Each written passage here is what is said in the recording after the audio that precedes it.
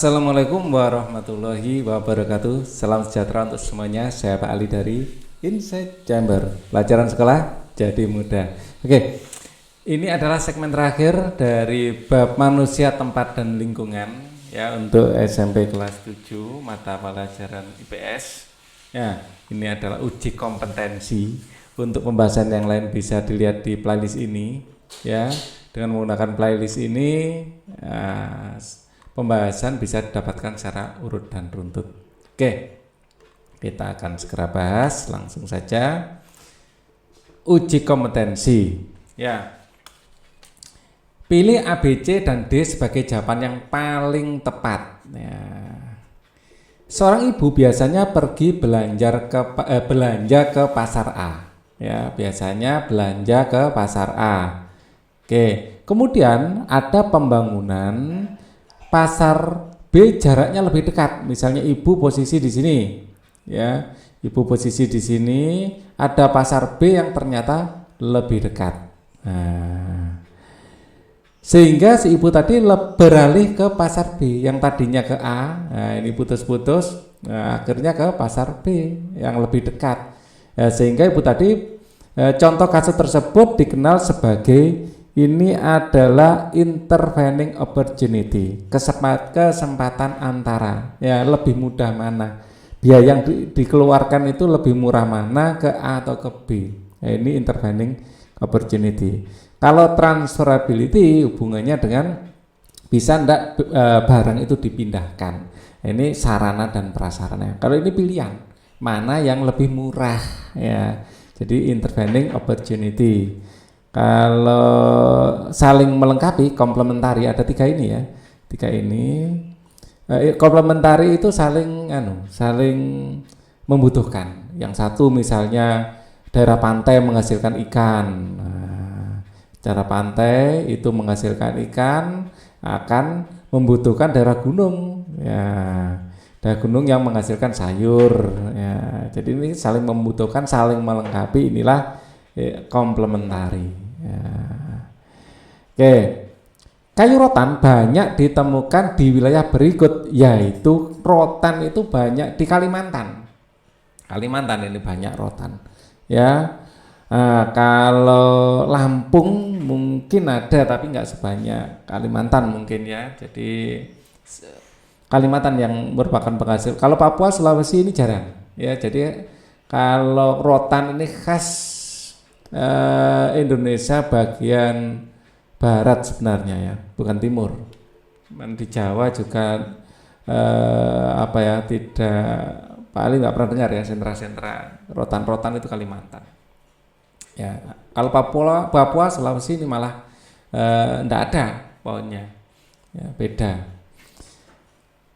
Indonesia berada di wilayah tropis yang memiliki ciri berikut, yaitu tropis ini kelembapan udara tinggi. Nah, kalau rendah ini salah. Suhu udara tinggi, ya, suhu udara tinggi. Nah, tropis, curah hujan tidak merata.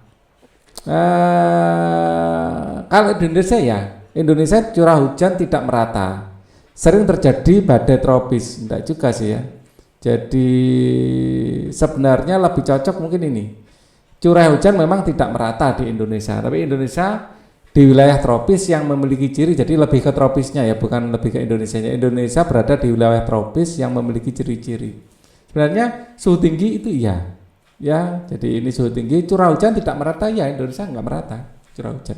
Jadi kalau kita lebih ke tropisnya saja, jawabannya B. Tapi kalau ini tropis khas Indonesia, sebenarnya C itu juga benar. Jadi ini berpotensi benar juga jawaban C. Indonesia curah hujan tidak merata. Ya. Oke. Sampai mana tadi? Umumnya masa paceklik ikan bagi nelayan Indonesia terjadi pada bulan tertentu. Salah satunya ya, pada bulan tertentu paceklik ikan itu saat musim penghujan. Ya, musim penghujan banyak badai. Nah, jadi ikan juga susah ditangkap, terus bahaya nangkap ikan di saat-saat badai. Jadi ini adalah bulan Oktober sampai April ya, Oktober sampai April. Ini adalah musim penghujan. Yang ada di sini antara Oktober sampai April, jadi Januari, ya Januari.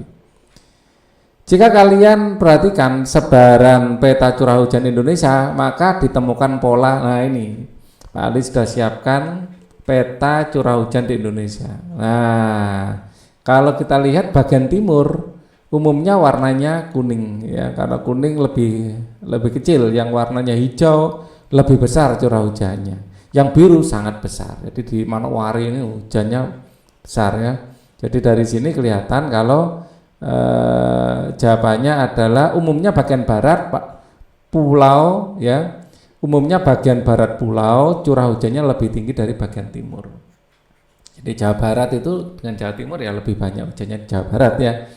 Nah, kita lanjutkan lagi dan di sini juga terlihat bahwa curah hujan tidak merata di Indonesia ya. Ada yang kering walaupun di sisi timur ada yang sangat basah.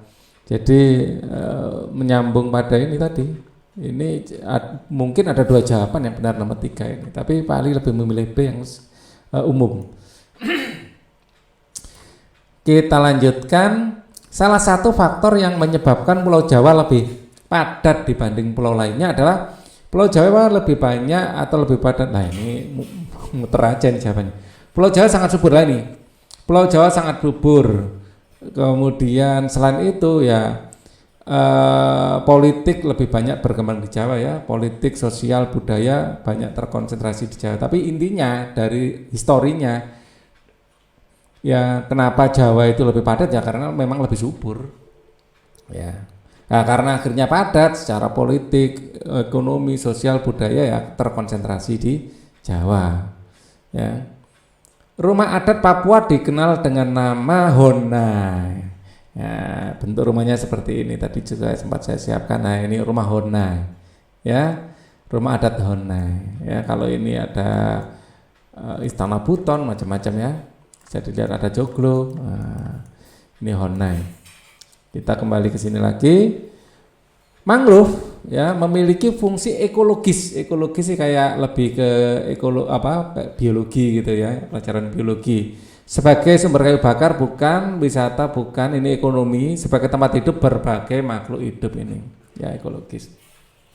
Dilihat dari jenisnya, terumbu karang Indonesia merupakan salah satu yang terkaya di dunia. Secara ekonomis ya, terumbu karang bermanfaat sebagai tujuan wisata.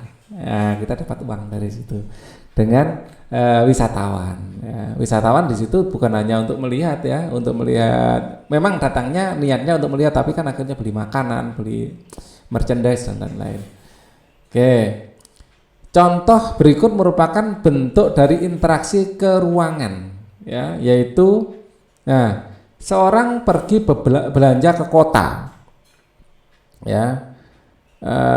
Keruangan lebih banyak yang di ini, banyak lahan pertanian berubah menjadi pemukiman. Nah ini interaksi keruangan ya. Oke, sekarang bagian esai.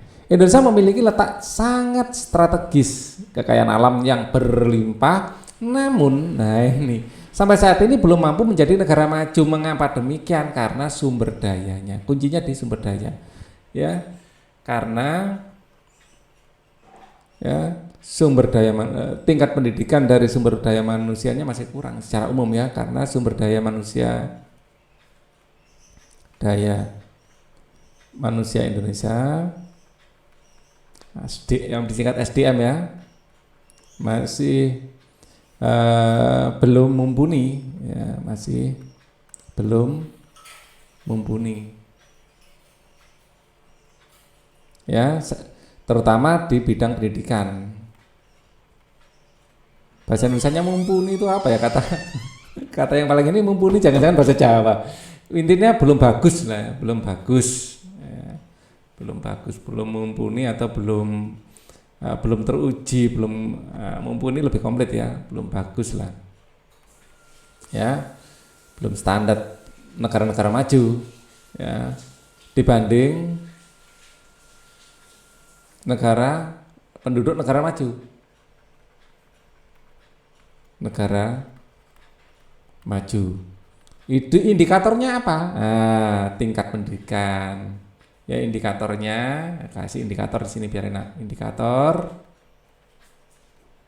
tingkat pendidikan masih relatif rendah ya secara umum ya pendidikan. Kemudian minat baca, nah ini kelihatan orang-orang negara maju minat bacanya tinggi. Budaya literasi atau minat baca. Nah, sukanya sosmed langsung share, nggak dibaca. Ya itu. Nah, persebaran penduduk Indonesia belum merata. Sebagian besar penduduk masih terpusat di Pulau Jawa. Bagaimanakah caranya agar terjadi pemerataan penduduk? Pemerintah dulu ada namanya program transmigrasi.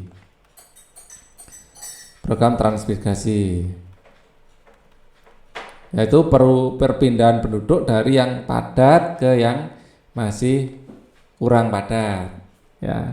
Kemudian pemerataan pembangunan.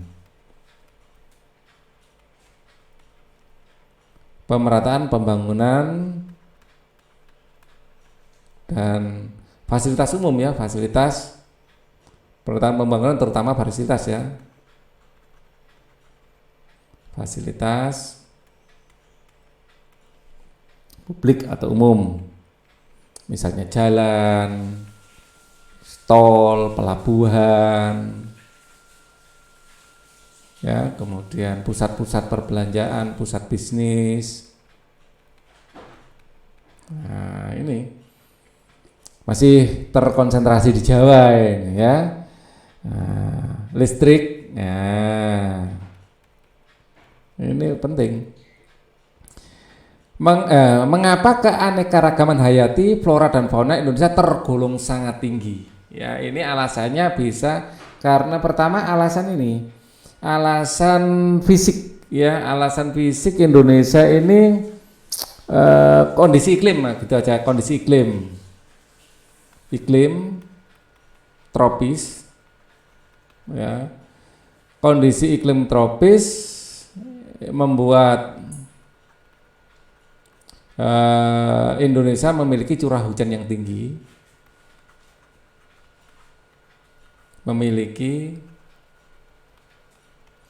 kondisi iklim tropis yang membuat Indonesia memiliki curah hujan tinggi. Ya, relatif tinggi lah, cukup tinggi gitu ya. Secara umum tinggi ya. Ya, secara umum gitu aja, secara umum. Ya, sehingga ya banyak tumbuhan bisa tumbuh dengan baik ya. Membuat Indonesia memiliki curah hujan tinggi ya, suhu yang cukup. Nah, ini suhu yang panas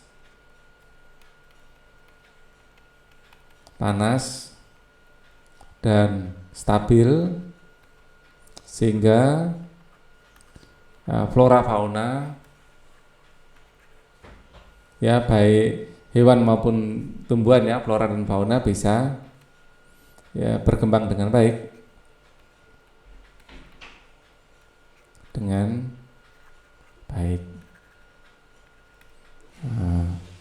Mengapa budaya Indonesia sangat beraneka ragam? Ini juga alasan bisa pertama alasan ini ya, Indonesia memiliki banyak suku bangsa ya. Indonesia kondisi faktor lingkungan dulu deh,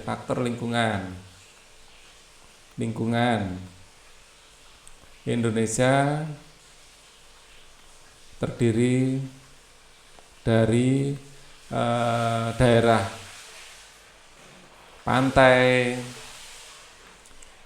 terus ada pegunungan, dataran rendah, tinggi,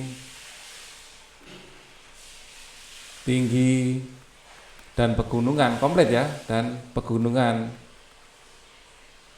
Nah, jadi secara lingkungan geografi ya, lingkungan fisik itu beragam juga, akhirnya timbullah budaya yang beragam. Terus kemudian faktor geografi, faktor posisi ya, posisi geografis. Indonesia berada pada posisi silang di antara dua benua dan samudra. Dua benua dan samudra, sehingga mungkin yang lain ya, Indonesia adalah jalur perdagangan dunia ya. Indonesia jalur perdagangan dunia, sehingga banyak orang datang ke Indonesia pada intinya gitu ya, berdagang. Ada orang Arab, orang Cina, orang Eropa, orang Jepang, macam-macam. Nah, mereka sambil berdagang sambil kayak menularkan budaya mereka juga, sehingga kita ada yang agama Islam ya, ada Konghucu, ada yang Kristen ya, macam-macam. Dari Eropa dapat Kristen, dari Arab, dari Cina ya, juga pengaruh ya ke Indonesia karena perdagangan ya. Jelaskan dampak dari interaksi keuangan di daerah tempat tinggal kalian. Nah, kalau Pak Ali kan tinggal di Surabaya ya, dampak interaksi keuangan itu macam-macam. Misalnya ditinjau dari berkembangnya pusat pertumbuhan,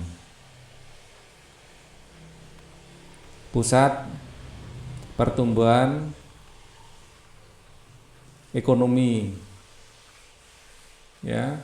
Dampaknya apa?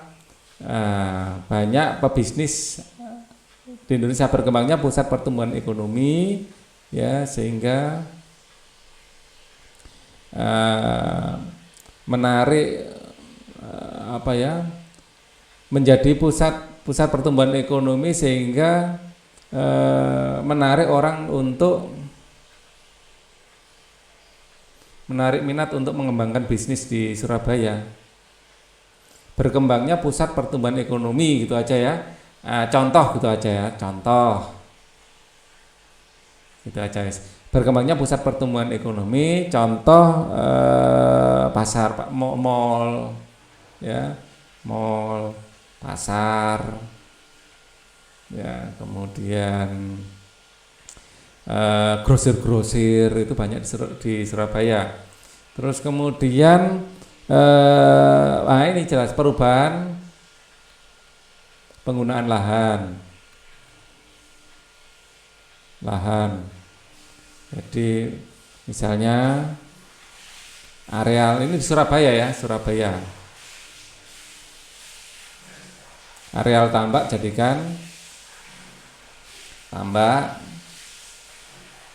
dan rawa dijadikan pusat industri dan pemukiman. Nah, kategori yang lain adalah orientasi mata pencarian ya, karena di kota ya, orientasi mata pencarian adalah sebagai pegawai negeri,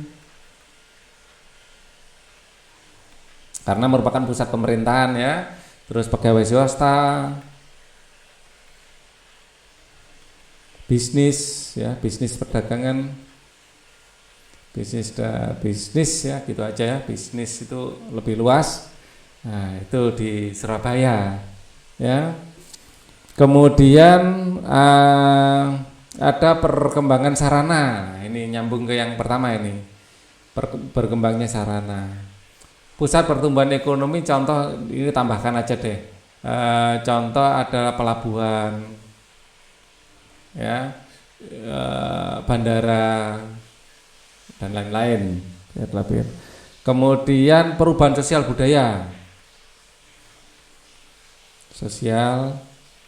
budaya, ya, karena ini di perkotaan ya, dari cenderung individual akhirnya.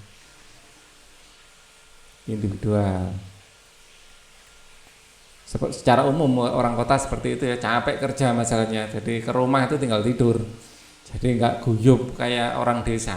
Ya, kita berusaha untuk guyup tapi nggak bisa seperti orang desa, kita nggak nyaman malah.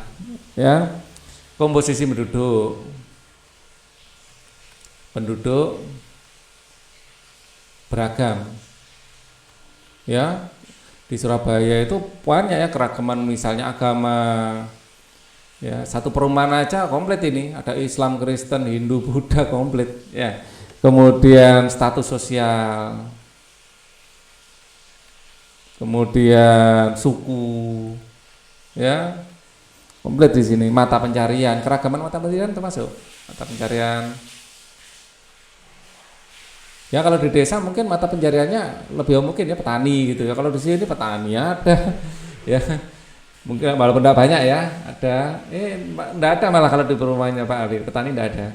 Ya, kalau di kampung ada. Terus kemudian dari agama ada, ya, ustadz ada, status sosial, itu terus suku macam-macam banyak, ada Madura, ada suku Batak, ya, ada suku Jawa, macam-macam di sini. Ya inilah kurang lebih jawabannya, agak panjang ya, dampak dari interaksi ruangan di tempat tinggal. Kalian bisa menyesuaikan dengan daerah kalian sendiri, ya. Ini saya akhiri sampai di sini. Kita akan ketemu lagi di bab berikutnya, ya. Kalau mungkin ada yang perlu komen atau kurang cocok dengan jawaban Pak Ali, kita diskusi saja. Mungkin dijawab Pak Ali ada kesalahan ya, mohon maaf, kita diskusi aja. Oke, thank you for watching. Wassalamualaikum warahmatullahi wabarakatuh.